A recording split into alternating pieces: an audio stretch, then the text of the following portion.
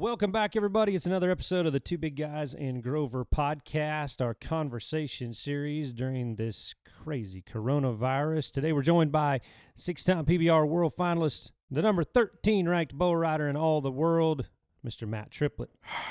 What's going on, guys? What's going on? How you doing, Rockstar? Hanging in there. How about you guys? We're not getting any smaller, so I guess we're okay. See, hey, the pandemic is not a good thing for the two big guys. For the little guy, or for Grover, it's not a big deal. But for us, because boredom, it's like eat, sit down, watch 5 minutes, walk back over and pull open the fridge and go. I'm actually losing weight during this time because I'm doing hard work. I've actually been doing too. I've actually been dropping because I seem to be doing more right now outside trying to get stuff done. So, right, yeah, that is nice. We've been able to be home, and I'm building the barndominium, so it's kind of been nice to be home and get stuff done. But I don't like hard work, so I'd rather be doing my job that I love, riding bulls. So. Yeah. So we have been off for a little while. Duluth, Georgia was the last one that we were all at with 10,000 empty seats in it. Did it for TV. Sitting at home watching that on Ride Pass for a weekend that you didn't get to make, what did you think about the weekend in Duluth? I didn't even watch on Ride Pass. Honestly, with the craziness that was going on, I felt with how it was, my family, I just had to respect them and not leave because I'm living with the mother and father-in-law right now. So I wasn't going to take the risk of being in the airports and leaving and bringing it back to family. So I just, as the time being, I just don't even want to risk it. Hey, we respect that a lot. We have families and kind of go through that too. We have multiple family members that are in the medical field, wife, sisters, sister-in-law, brother-in-law is a fireman.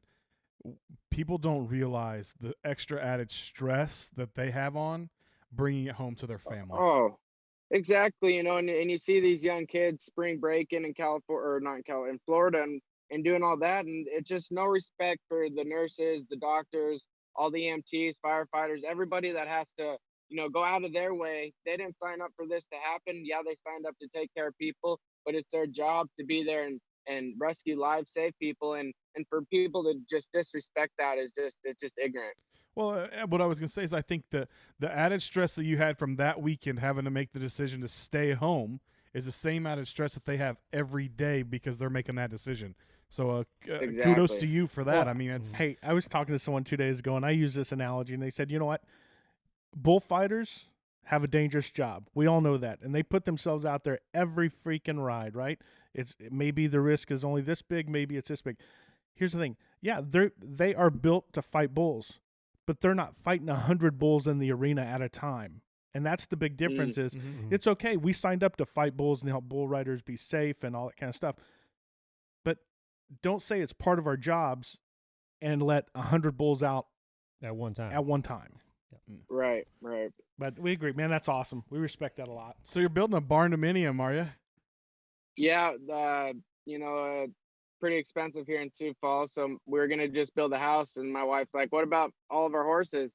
Because we, just growing up around livestock animals, we always take care of our animals before we take care of ourselves. So instead of building a nice fancy house, we built a barndominium with an apartment on it and an indoor arena and stalls to be able to take care of our baby horses and just get them out of this cold South Dakota winter. That's awesome. So what do you think? What's the biggest difference between, well, I can think of a million of them, but between Montana and Sioux Falls, South Dakota? Well, they both have their ups and downs. Montana, obviously, the mountains, the snowboarding, just all the outdoor stuff to do. But traveling-wise, Sioux Falls, flying in and out of here, being able to get home on Sundays, it's ideal. It's perfect because Montana, you ain't getting home on a Sunday, no matter what time the event starts. But yeah, just the scenery and just stuff to do is a little different, but I love it here. It's great people, got some sponsors out of the deal living here, and just all in all, it's been awesome living in South Dakota. I've always enjoyed traveling back and forth out of Sioux Falls. I mean, over all the years, I mean, my dad's family was originally from up in Ree Heights in the middle of South Dakota, so Sioux Falls was kind of always that layover city as a kid. We rodeoed and we would end up there, and Gotten older, we still have rodeoed a lot and ended up back and forth through there. And Sioux Falls is one of those easy towns to travel in and out of. Everybody's always cordial. You know, there's plenty of stuff to do right off the interstate. The only downfall I've had in Sioux Falls the last few years, I got a stinking speeding ticket. And you don't get it for about 4 weeks. Yeah, I got it. I think I got it a month on the later. light. Yeah. All you see is a semi flying through there, and all you see is this big guy with a donut in a hand and a drink in the other, driving. Going, oh, that's good. Yeah. So I got that speeding ticket. So I got a Sioux Falls souvenir here recently. So well, and then we had one of the guys that was driving for us a while back. Literally, we went. Oh yeah, that was.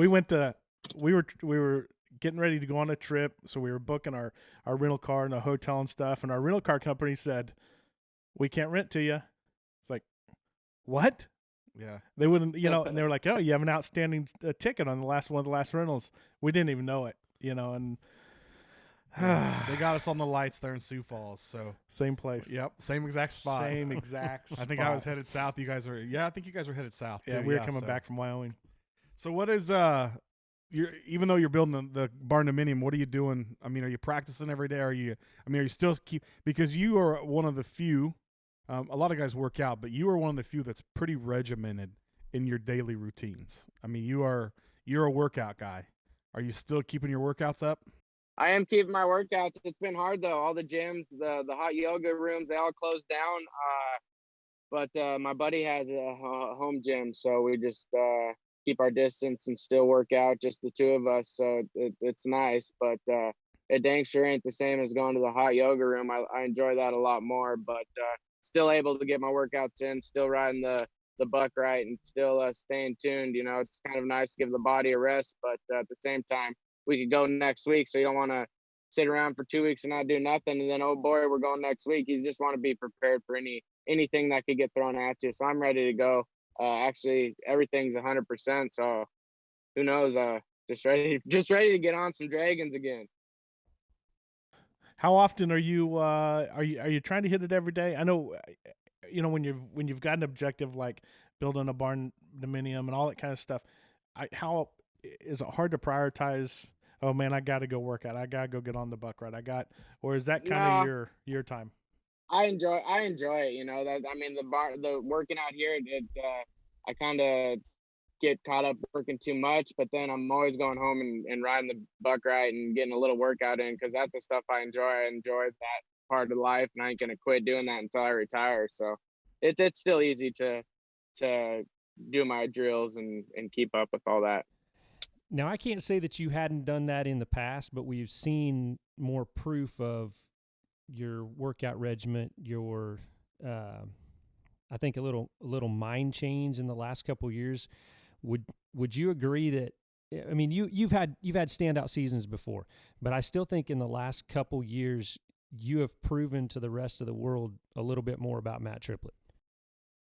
Yeah, and I think surgery does that to a guy. I had my third one, and I think it put it into a whole new perspective of, when you're sitting out, it sucks. You can't make no money, but you're also not able to live your dream. So when you're healthy and you can get on bulls, you got to take every advantage of every opportunity that gets thrown at you. So it made me grow up and focus a lot better. My mindset way stronger than it's ever been, and just physical appearance is better, and just feeling all in all like a stronger person.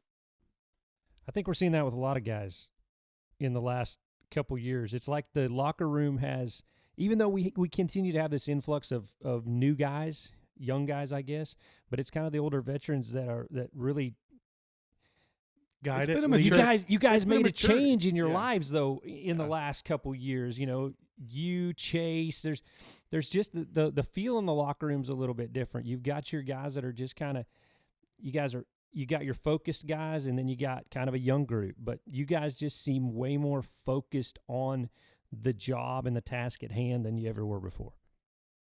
Oh, I think a big part of that has to do with the breeding program. Yes, the bulls are really good back in the day, but now you're not just getting on one good bull weekend, you're getting on, 3 or 4. So if your body's not prepared for that, you ain't going to succeed at this level anymore. You got to be putting in the work during the week and putting in the mental focus time into preparation just like a basketball player, you're not going to be successful because there's so many other guys that are doing that now. Maybe back in the day there was only a handful of guys that worked out and was really successful, but now you got half the guys, if not more, training to become a better bull rider. So you got to keep up with everybody. I think we see it too, though, with you guys too. Is I think as you guys all become family men, we see that change in the locker room as you guys are one by one, each guy's getting married. That significant other makes a difference. They get married, and then all of a sudden that light switch hits, and it's like, oh hey, I'm doing this not just for me. Yeah, that helps a lot. Getting married that helps so much. Because it make a lot better decisions, and you're not doing it just for yourself anymore. You got to do it for a family now, so it's a little more on your shoulders, but it makes it so you ride a lot better because you got to provide. That's a pressure everybody's willing, grasp and stuff. When we were talking, we were talking with Sage the other day. We were and talking about, his time off. He's getting ready to go through that, so they're planning their wedding and all that kind of stuff. And in his response, he had a big old grin on. Oh yeah, that's fun, and be able to go through that process and not have the distractions when you're usually out bull riding and kind of. But we asked him about that support system, and that's kind of what he felt. But what Cody and I, Scott, all of us, we talk about this all the time. There's been in the last 3 years, I'd say this last 3 years was different than the 3 years previous, 2 or 3 years before that, just in the PBR locker room. I think there's a lot of young guns coming in. I think there's that influence of some of the older guys. But what we just stated was, it's not just the young guns bringing it. There's been a transition or this kind of turning of the older guys. I'm gonna put you in there, and I'm gonna put the Stetsons, right. and even with JB, I mean, you look at his the last year and a half with with his new relationship, with his new family, with Sam, everybody. It's kind of there's been some different priorities. Mm-hmm. And how it's approached. They still sit in the corner in the showers. I mean, they're their own crew back there. Oh yeah. Still got to keep the rituals, Yeah. But your point about the bulls, we sit with Donnie Gay during the NFR, and Donnie made a really good point about, back in the day there were 3, 4, 5 great bulls, right, out and about, and there were 3 or 4 or 5 really, really good, strong, great riders. Well, now there seems to be 35 good bulls. You're getting them on a more consistent, and there's a higher level of, there's a larger group of good bull riders, and so definitely, he was talking about that's probably the big difference. Not that there wasn't good bull riders back then, not that there wasn't great bulls back then. It's just the numbers because of what you just said, the breeding, the breeding system, and the, I'm gonna call it the big farm, the Chad Burgers and the kind of the accumulation of putting together those. There's a few of them out there, obviously. D&H, they've brought that breeding program from ground zero to look at it today. You're a great contractor when you go to a bull riding at the PBR and other contractors compete on the side of their bull and they own it. That's what's so cool about them is they brought this bull riding world to the whole another level with their breeding program. It's crazy. So Trip, let's go back in time a little bit. How did you get started in bull riding? Yeah, it was just like everybody else's story that rides bulls almost. My dad, he rode bulls, and so I thought that was the coolest thing in the world. Just wanted to do exactly what he did, so he showed me the ropes and taught me everything I know, and I just took it through all the rankings and to where I am today. Outside of that, what were the things when you have that inclination? We've talked to other, Dalen and some of the other guys have been that were stock contractors' kids. It's just natural, right? I mean, it's just I was a college football coach, and it's natural that my sons, kind of lean towards that. So, but taking that out of the picture, what were some of the other things that you've done for athletics, sports, and all that kind of stuff growing up? Going back on that, I think something that really helped me to become a great bull rider is my dad. He trained horses for a living, so every day I was his test dummy, and I always had to get on the colts for the first time, and that was huge. Them horses would buck. It's forward movement, and you'd have to hang on, and my dad would make fun of me if I got bucked off, so I didn't want that to happen. So that helped a lot. I played baseball, basketball, football, and I think any kind of any kid needs to play more than one sport. They need to play multiples because it teaches them different kind of life lessons and team aspects and just worth ethics of each individual sport you play. I think it's good to just do it all. That way you're always staying in shape as a kid too. We always encourage guys. I know we'll be at like finals, high school finals or junior high finals, so we get a lot of time spending with those kids because I can hang out in our booth. Matter of fact, you hung out with us a couple years ago in Wyoming, and Yep. you know, and I mean, so you saw it. I mean, it's just like a magnet. So guys hang out, you know. So we start talking about guys saying, "Hey, what else do you do?" And you can always tell the guys that I'm just a bull rider. I don't do anything else. You know, it's like and it's sad, right? I mean, because then you Right. see the Yeah. guys who are, yeah, I play baseball too. I know it's really hard to kind of balance baseball and, you know, rodeo and all that kind of stuff, but I try to. Or I'm a Yep. basketball player, I'm a football.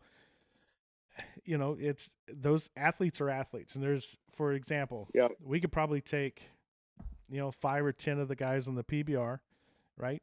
Go pick up another sport and be competitive and have fun doing it. You know, it wouldn't be like reteaching Oh the yeah. thing. You know, kind of like Jose in soccer, you guys in snowboarding. My oldest son, who's 25, was a catcher in baseball his whole life, right? So he had great core strength. Yep. And then played college football, and then went snowboarding, tried to learn how to snowboard, right? Yeah. And he come Picked it back. up probably fast. Well, in theory he did, but physically, I mean, it just kicked Oh his yeah. tail, you know. And he's like, "Dad, that's no joke," you know. But I think there's Yeah. guys like you that, you know, the crossover. That's a good point about, you know, being involved in a lot of things, not just being Oh yeah. single-minded. Well, that was so nice about growing up in Montana. I lived right by a mountain, so knowing the mountain, we did backcountry hikes, and we did 30-minute hikes to get to the top of the mountain, and that's just a workout in itself. And then the balance and just, yeah, snowboarding's huge too. Just growing up and being able to have parents that allowed me and pushed me to actually do that's a huge thing too. Because if you don't have a parent background of, support and pushing you to be a better person, it's hard too. That is true. So, of all the events in the PBR, let's take out the World Finals. What is your single favorite event to go to? And that can be a Touring Pro, Velocity, UTB. But what's your favorite one? My favorite one, just because it's relaxing. You get the scenery, is Big Sky. I mean, you get to go and enjoy a weekend at a beautiful resort, and the fans there get so into it. Being from Montana originally, they get behind me. I just love it there. I feel at home, and it's there's no really better feeling than that event. And that's a cool outdoor event. Andy Watson's part of that committee. And Yep. am I right? You can't just go buy a ticket to that event. No, they sell tickets, but it sells out within like I think 15 to 30 minutes, if that even. It's crazy. I was gonna say there's more private jets on the runway in Really. Big Sky, Montana during that weekend. And Al Sandvold, who was a bullfighter, who used to fight. He fought a lot of PRCA rodeos, but he used to fight bulls at that event in Big Sky. But he also worked at the airport. He was one of the baggage guys at the airport. So he would help bring the Wow. planes in. He would help get I mean, they would fly in fresh salmon and different stuff for catering. So Al would be there helping everybody get off the plane, and then he would drive down to the grounds and fight bulls that night. So yeah, That's sweet. Hey, what's your going back through your career? What's been your favorite bull ride, and what's been the one buck off that's pushed you? So two-part question. Yeah, my favorite was probably when Walk Off was a younger bull, and they hadn't really rode him much, and I was at the World Finals in the rank pin, and I drew him, and I rode him for 92 3/4. That was probably the most memorable moment, and I'm gonna have to say the one that my buck off that I hold dear to me is the very first Built for Tough I went to. Is before Rango had a name. I was the first guy to get on Rango. I think I was like 7.96, and that's always just kind of kicks me in the butt. I've never got to get on him again, and he turned out to be such a great bucking bull that pushed me to become better.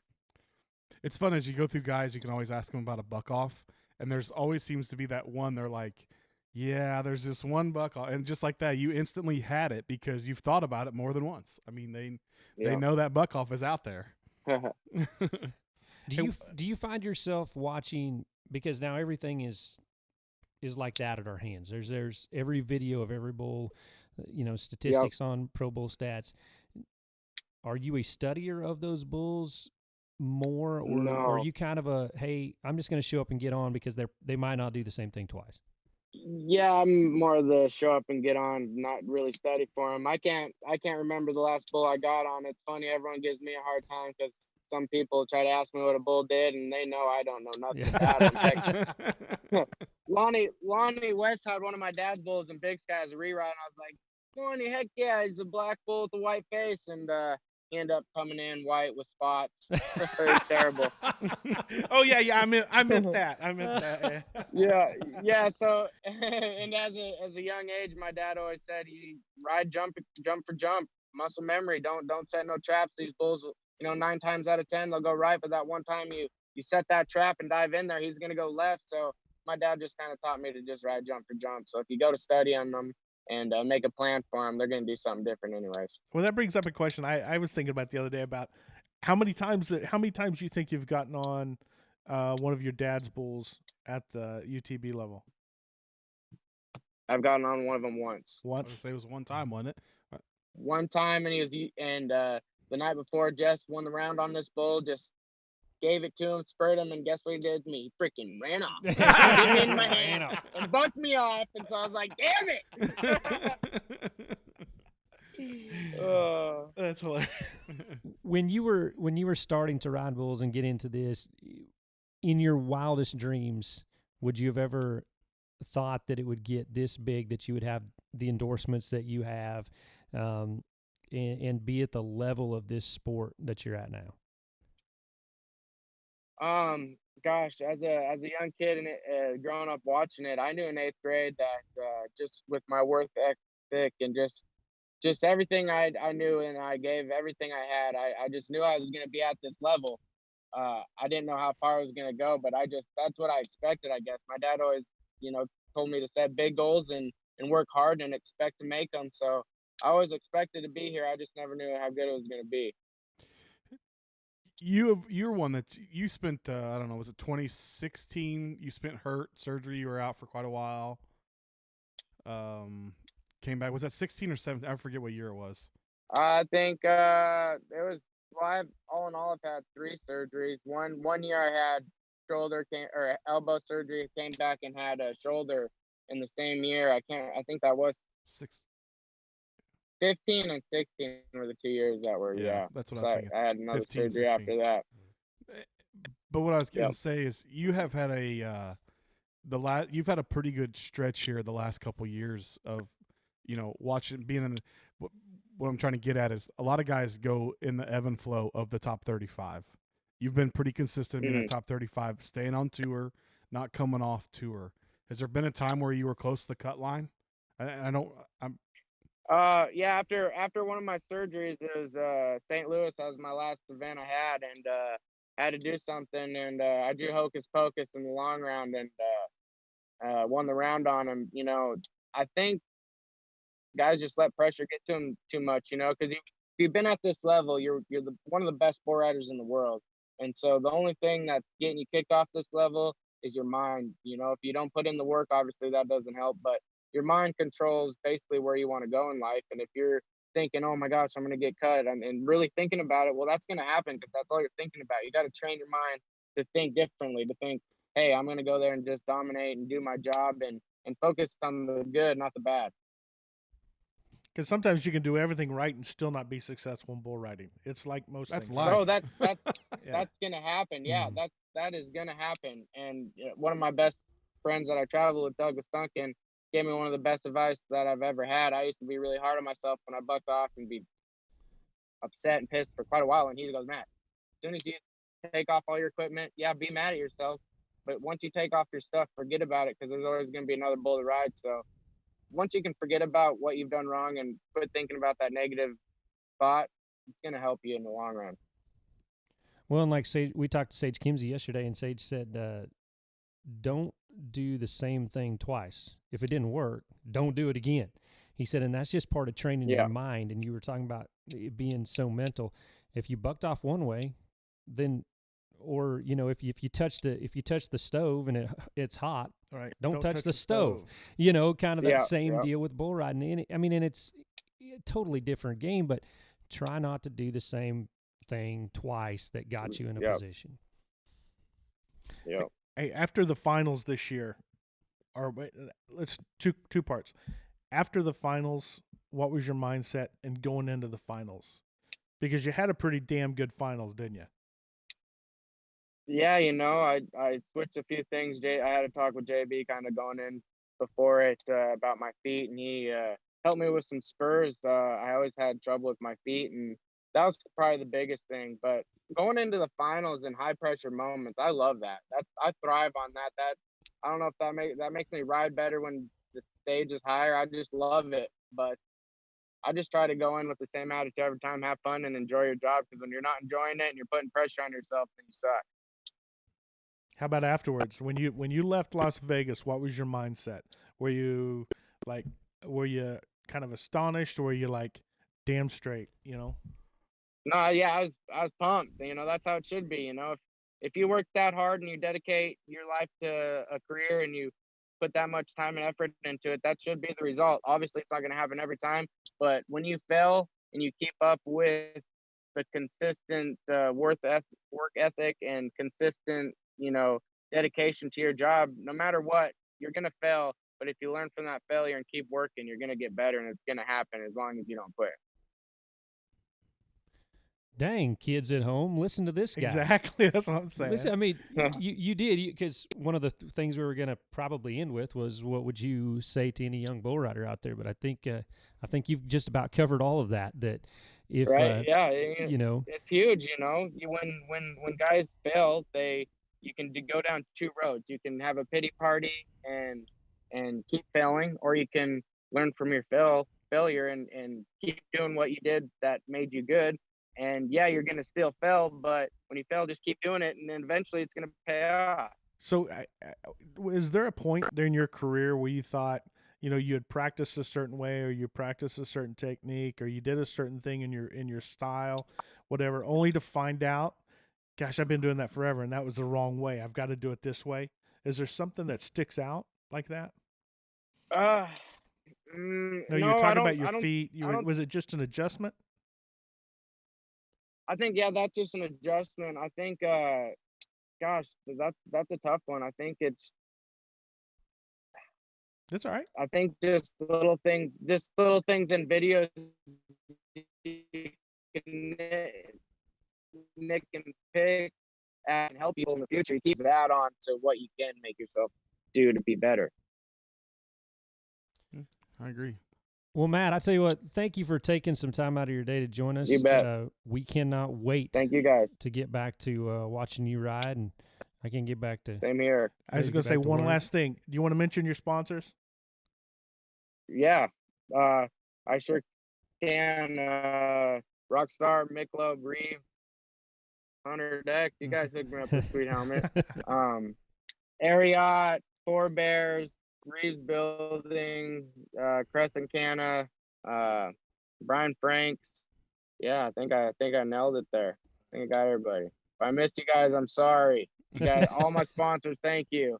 That is one thing you do a very good job of, Matt, is making sure, especially in interviews and on social media, taking care of your sponsors. And that's a huge deal. That's a ton of how you live. That's what one you could I wouldn't be where I'm at without my sponsors. Two, times like this, they're still, they still got us. They're helping us out, and I mean, heck, it's fun. That's what we ride bulls. We see our heroes like Justin McBride on TV with all the sponsors and stuff. You want to be just like that. So when you get it, just fun to promote it, and your fans get tuned into it, and it's just fun. It comes with the job, and I love it.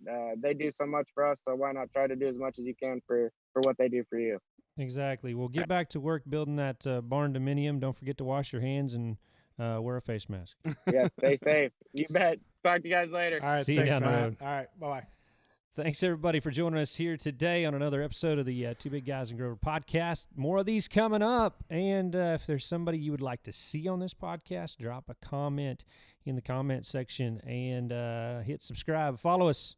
We'll see you later.